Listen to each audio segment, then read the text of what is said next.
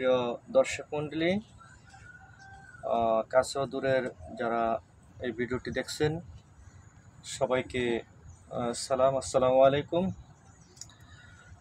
আমার এটা একটা কলা বাগ।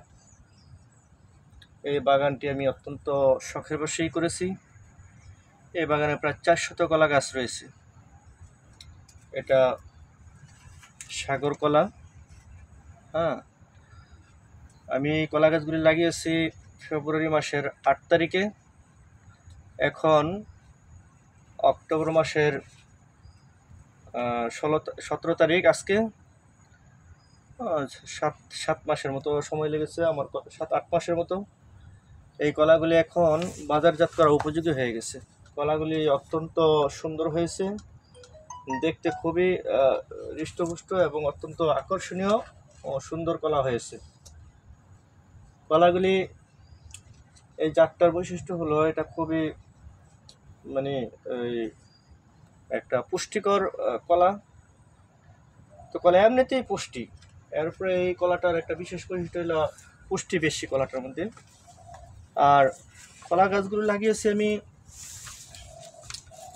এখানে প্রায়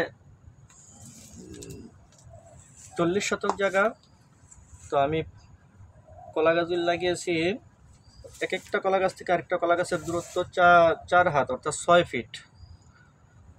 দোনো দিকে 4 হাত বাই 4 হাত, অর্থাৎ 6 ফিট বাই 6 ফিট দূরত্বে আমরা কলা গাছগুলি লাগিয়েছি। হ্যাঁ, এই কলা গাছগুলি দূরত্ব যদি ঠিক মতো না থাকে তাহলে কলা সুন্দর হয় না। দরকার ছিল যেহেতু কলা গাছগুলি মাথায় সুন্দর হয়, হ্যাঁ, আরেকটু 1 ফুট দূরত্বে যদি লাগাইতে পারতাম তাহলে আরও সুন্দর হতো। গাছগুলি ক্ষেতের মধ্যে একবারে পাতায় জোপড়ালো হয়ে গেছে, যার কারণে কলাগুলো রৌদ্রের পাচ্ছে না তেমন একটা। তো কলা গাছগুলিতে যথেষ্ট পরিমাণ সার, ফসফেট, কীটনাশক এগুলো দেওয়া হয়েছে, যার কারণে আলহামদুলিল্লাহ আজকে এই পর্যন্ত আসতে পেরেছি।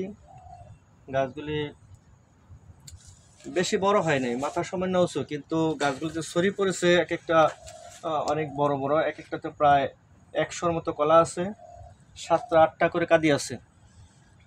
আমি এত ছোট গাছে এত বড় বড় ছড়ি আর কখনো দেখি নাই। হ্যাঁ, আলহামদুলিল্লাহ অত্যন্ত সুন্দর কলা হয়েছে, আল্লাহ পাকের কাছে শুকরিয়া। আপনারা এই জাতটি করবেন। হ্যাঁ, এই জাতটি অত্যন্ত ভালো জাত। এটা হলো মেহেরপুর মেহের সাগর কলা।